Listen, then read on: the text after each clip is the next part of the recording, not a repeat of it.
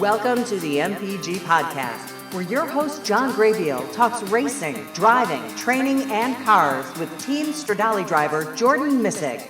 And now, here's John and Jordan. Okay, well, hey, it is August 1st. Welcome, Jordan, to the MPG, Missig Performance Group podcast for a fantastic week. We had, you had a lot of racing this past weekend, didn't you? I was a busy man, that's for sure. I was busy. Had the Margay Ignite Challenge Series was here at the Autobahn Kart Track. The first time we got to run the full extension track, the full course layout. And then we had a Radical race on Sunday, the next day after the whole challenge. So it was a pretty busy weekend for me. Right. So let's get started right away. So there's a new karting track at the Autobahn Country Club. And Margay, which makes a spec kart, they came in. They have a traveling series. I think there are 6 races. Is that right? Yes, Six they races? do. They go to 5 different tracks, but there's 10 race total in their season. Okay, so 5 different tracks. Each race has 2 features, and a lot of guys arrived. We set the local track up with our full new track and the extension, which offered around a 60-second lap or so, right? Yeah, it was about just over a minute, maybe a minute 2 or a minute 1, roughly, depending on which car you were in or if you had any help or not. So it was pretty good, decent track. I think it's 7/10 of a mile, so it's pretty long for a kart track, we will say. Oh, okay. And you started practicing when they got that set up on. Did you come in Thursday or Friday? Did you get on the track for the first time? I was there Thursday for like the later part of it. There was maybe 2 sessions I got to go on the track. It felt a little weird at first. It felt like it was a lot more bumpy compared to last year, and it felt a little more tighter. Just the way the course layout was, the turns were a little bit tighter, and I felt like the track was kind of condensed a little bit to where, it was shortened up a little bit. But it was the same configuration, same layout, and you had the same aspects of what last year was. So if you knew how to run it last year, you had a step ahead of everybody else who was coming in for this year. Right. So you got a few laps on Thursday and Friday. Thursday or Friday, did you get into the Radical at all? No, I did not. Thursday or Friday, I did not. I didn't get in the Radical the entire weekend until the day of the race, Sunday morning. So I was full committed karts this whole weekend, Thursday night, Friday all day, and then Saturday for the Ignite Challenge. So it was a karting weekend for me. Wow. Okay, so you're out there, and is there a lot of things you're doing to your kart? So you're getting out there, you're running around. Is there a lot of tweaking that's going on, or you pretty much settled on how you have your kart set up? Well, we knew going into the weekend that the tire pressures were going to pretty much be the exact same as they've been here at the track the whole entire year. So the only thing we were thinking of was gearing to start off because, coming off the final couple corners, especially the hairpin corner at the end of the back stretch, we're thinking off of that corner, how is the run going to be down the main stretch? And we started off at a 59 gear to just see how it was and if we were hitting the rev limiter at all. We weren't hitting the rev limiter in like a 61, 60. So when we went to a 59, we hit the rev limiter by ourselves. And when we first started, we were actually faster than everybody, pulling them down the straightaways and was able to keep up our momentum throughout the whole entire track. So it looked like at the beginning, 59 was the gear to go, and we were just pulling people. But as the weekend went on and we got into Saturday morning, it seemed like that the 59 gear was not working out for us, and we had to revert back to our old setup that we had last year when we were doing the extension, or the skid pad without the extension, which was a 61 gear. So we went back to that setup to find out what we were doing. So that was the first thing we changed. And the second part was the width of the kart on the front tires, because we felt that the kart itself was sliding around a little bit too much with the Hoosier tires, going from new pavement from the kart track itself to the old skid pad pavement, call it old skid pad pavement now that it's old pavement. So we reverted back to that, and it was sliding around a little bit too much for our liking. So we whipped out the front end of the car just to give it a little bit less slidingness. So we're not scrubbing as much speed in the middle of the corner. So that's basically the 2 adjustments that we made throughout the weekend. We tried looking at carburetor issues. Tried fixing a couple of different carburetor heads just to see if it got the cart up and going at the beginning of the coming off the corners. And maybe a little bit of like shoes and springs and clutch here and there, but nothing like too big to make a big change on. Well, explain a little bit about the gearing setup. So the gearing that's on the motor, that's a set spec gear. But Yes. what drivers can do is they can change the gear that the chain goes around in the rear axle. Yes, which is the sprocket gear. The So sprocket gear, okay? yes. So what we do with the sprocket gear is, if for people who are getting in the karts, the higher you go in the number of gear is the amount of teeth is on the gear. So the number of teeth that are on the gear are judged by like a 62. If there's a 62 gear, then there's 62 teeth on the sprocket, and there's 61 and 60, etc. So some guys will go, if you go to a higher gear, which is like a 62, 63, you're going with more teeth. So you're looking for more acceleration out of each corners, but less top end speed for when the cart gets to the rev limiter, because it's going to get there a lot quicker. Now, for what we did, we went to a 59 gear because we weren't getting the top end speed that we want. So with the top end speed, we go lower in gear, which if you could keep momentum out of the corners, it benefits you, because then you're going to get better top end down the main straightaway. But if you're not, it's going to kill you, because your momentum and acceleration out of corners is going to be much less than people who are going to have a 62 gear in, who are going to get out of the corners a little bit quicker. And getting out of the corners is practically everything, because if you can't get out of a corner, you're never going to catch the guy no matter how tall your gear is. Interesting. So the more teeth, so the higher number, the more acceleration you have, but the sooner you get to the rev limiters. And so how do you manage that when is there any specific way that you manage that? Is every day almost a little different? I mean, obviously, I think there was a big headwind, right? Wasn't there a big headwind going on that day? Because Friday during practice, we were able to stay with guys, catch up to them, and even pass them by ourselves down the straightaway. When we were in a 59 gear, there were some guys in a 62, 61, and they were pushing each other on the straightaway, and I was able to get a good run off the corner with the 59 and able to draft up to them and then even make a pass on them. Where on Saturday, when we were racing that day, we tried to hang behind the guys with the 59, and they had a 61, and we couldn't even get a pull out of the corners down the straightaway, and they were just pulling away from us. So we knew then, once they started to pull away from us out of the corners, that a 59 gear wasn't working for that day. So you had to switch to a 61 to even just keep up with the guys, because if you can't keep up with the guys, there's no way you're going to pass them. Yeah, that makes sense. And as you have mentioned before, this is a super, karting is very momentum based. So as soon as you can get up to speed and try and keep that speed in the turn, the faster you're going to be overall. Would that be a good characterization of? Here's a good way to explain it, kind of, for karting itself. Difference from cars and like from a radical driver standpoint to a karter driver standpoint.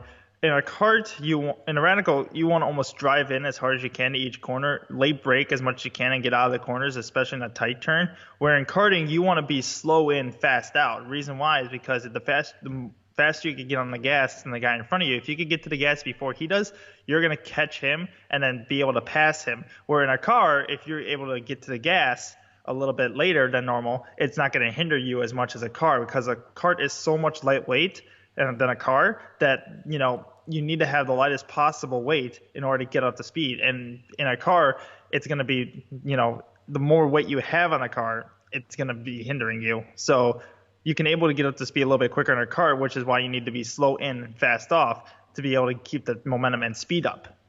So in a momentum type vehicle, slow in, fast out is the key. Yes. So like, for instance, that hairpin turn on the kart track, when you go into that turn, I normally am the person who will drive in the hardest and swing the cart into the corner to try to keep the momentum up, while some of the Margay guys who were out there were hitting the brakes a lot sooner than I would be. But because I had to adjust to their driving style, they would be able to get out of the corners a little bit better than me. But if I was in front of them, I'd be able to pull away due to my driving style and how many times I've done that turn around that track. Interesting. Okay. Very interesting analysis. And yes, we had a fantastic, I think there were 75. There was a lot of karts there. A lot of karts there. Yeah, overall. So that was quite a lot. Yeah, you had about 30 karts in the senior class itself. And the paddock was completely full with just trucks, haulers and everything you could think of. It was a paddock-filled weekend, basically. We can just describe it as that. Yeah, that's interesting. Yeah, it was a lot of fun. And then, We shift gears. So you had 3 days of karting, Thursday, Friday, Saturday. Yep. We shift gears to Sunday to the local Radical Series race. Yep. And so what how do you start a typical day? How do you start as you head out there? It was Sunday. Yes. So what time is the race? I guess let's start there, then back up. Our race was at 2:05, so it was an early afternoon race, we'll say. They had two races. They had our Radical race and the GT race, so they put our race first. So it was a 2:05 race. Qualifying was at like 10:45 in the morning, and then our practice was at 9:10. So for me, when I wake up, I normally on race days are waking up early, around 6:30 or 7 o'clock.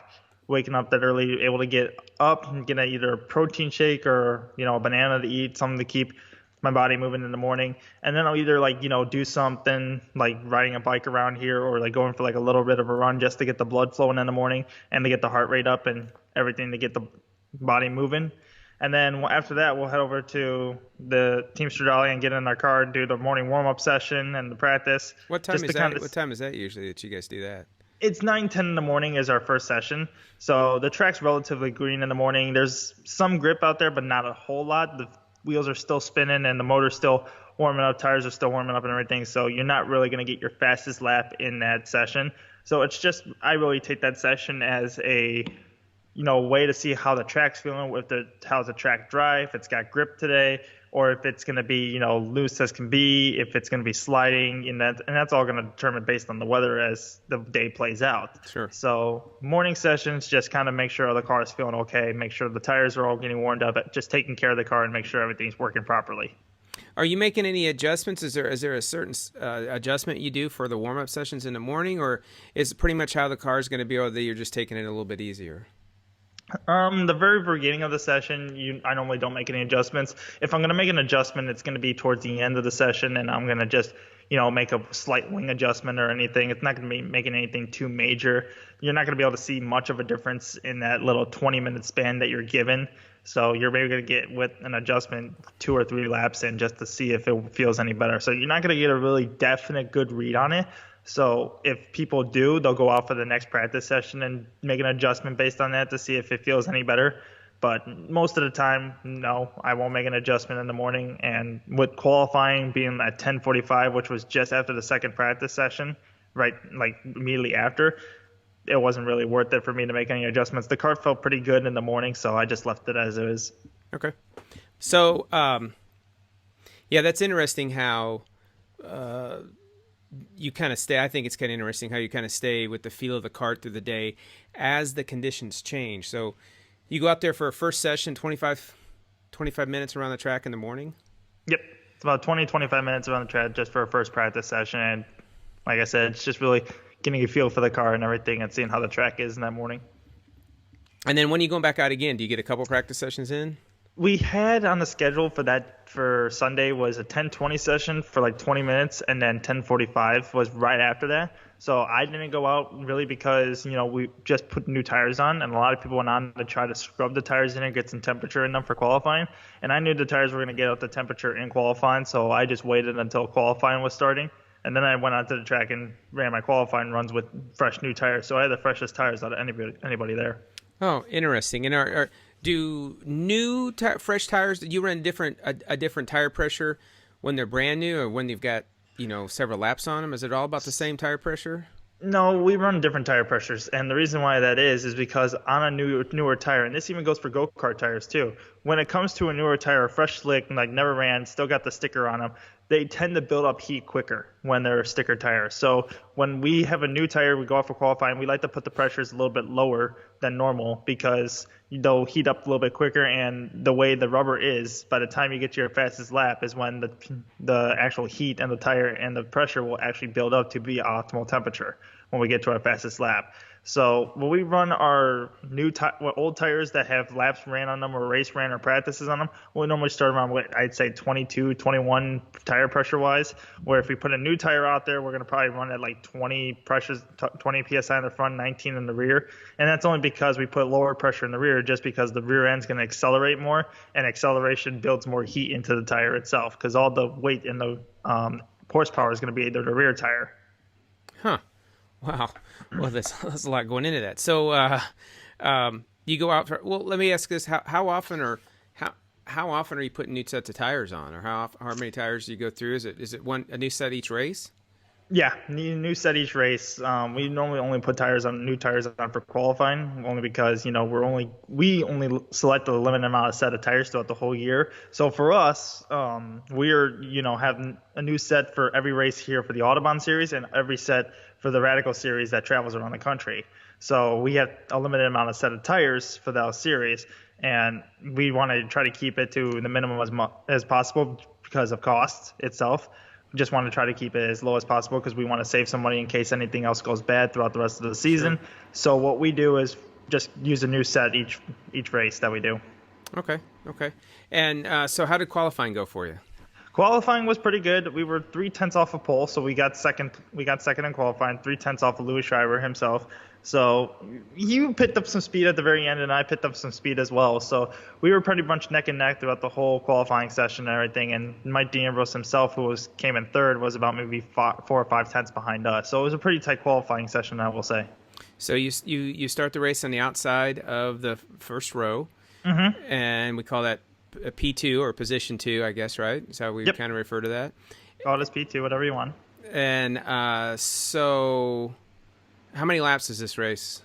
This race is about 22 laps around South Track. So South Track itself is a 2.1 mile track, and with it being 22 laps, we're turning about minute 20 lap times, minute 21, give or take. So this race is probably time-wise scheduled about 40 to 45 minutes in length, which is about the same exact time as our Radical Cup races when we do the travel series.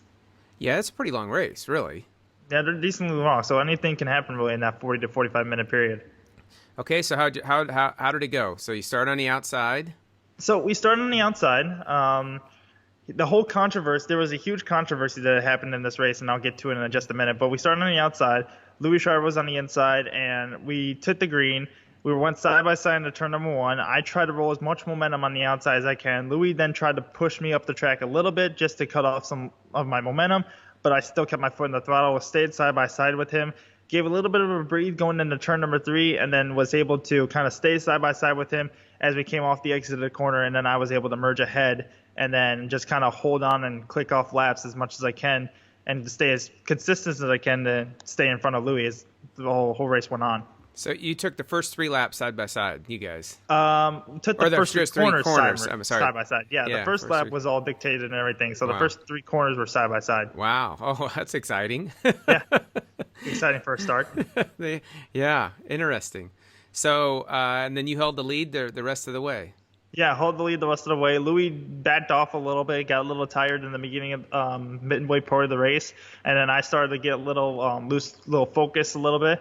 But then we were able to. Louis came back a little bit, but we were able to hold on and hold the lead away from Louis to come home in the win. Oh, very nice, very nice. And you mentioned some controversy. What happened? So what happened was I was weaving back and forth to try to keep Louis away from me because knowing Louis, he likes to play a couple games and tries to pinch me off to the side of the track a little bit to give me like as less room as possible. So when we came to the green, I got a little bit of a tap on the left side from his right side. So he gave me a little nudge at the track. Then Louis decided to speed up a little bit. So I had to go after him and speed up with him. So by the time we got the green, we weren't even really side by side, but I had the momentum. So when we crossed the line, we were pretty much side by side when we crossed the line. So when we went to 1, I probably had a fender on him, but he broke late. So we were pretty much even, pushed me up the track a little bit. And then we stayed side by side all the way through turns 2 into 3. But when we got to 3, Louis lifted. I lifted a little bit in the entry, but then I kept my foot in the throttle so much that I accidentally pushed him a little bit off the track to where he was 2 wheels off. Oh my gosh. We were side by side throughout the whole corner. So the controversy and the end result turned into got protested and it went to Mike Gritter and everything. So Mike Gritter, the race director. Yes, Mike Gritter, the race director here at the Audubon Country Club. So he took both me and Louis' videos, looked it over, and the end result was aggressive driving on my part. So I actually got docked 1 position out of the whole race. So I had to give up the win, finish second, and Louis got to take the win home with him. So it only cost us 1 position, 10 points. So in the whole point standings, I think we would have been a 40-point lead. So now it's set us back to a 30-point lead, I think, in the points lead. Oh, okay. How long does something like that take? How long does this? So you have to turn it. Everybody has a GoPro. Is that pretty much it? They have what they call a Smarty Cam that's on the Okay. cars itself. It's already equipped and built into the car. I know some Miatas around here have like a GoPro that they put in their cars, but some people equip a Smarty Cam as well inside their cars. So what they did was just take the Smarty Cam footage, which is all on a like 16 or 64 gigabyte SD card that's programmed into your system. So they take that, you can just plug it into a computer and watch the videos from there. And so how long does that take? How long for the race director to look at that stuff? How long is that? So he took the videos on Sunday, and then about Monday around 3 o'clock, I got an email back from Gritter sending it to me and Louis about the final results and everything that he saw, what he was interpreting and everything, and just kind of gave us a whole rundown of the whole incident and everything and what he saw. Okay. Interesting. Well, okay. So congratulations, I guess the win, but then was kind of taken back. So you ultimately got the second place, but I can understand and can see I guess, but from your explanation about what happened. So it's interesting. No, I totally understand for his standpoint, and it's probably the right call itself, but that's not our main focus right now. Our main focus is going into next weekend, which we're going to be actually not next weekend, not this weekend, I should say, but the following weekend after that, where we're going to be up in Portland, Oregon for the Blue Marble Radical Cup Series Round 4. And yeah, that's not this weekend. You leave. We're leaving Tuesday of next week. Tuesday next week. Okay, so we'll talk to you when you're in Portland, hopefully. Yeah, we'll be in Portland when we'll be talking next time. Okay, sounds great. Thanks for being on the show, Jordan, and have a great racing weekend coming up here. Perfect. Thank you, John. Thank you.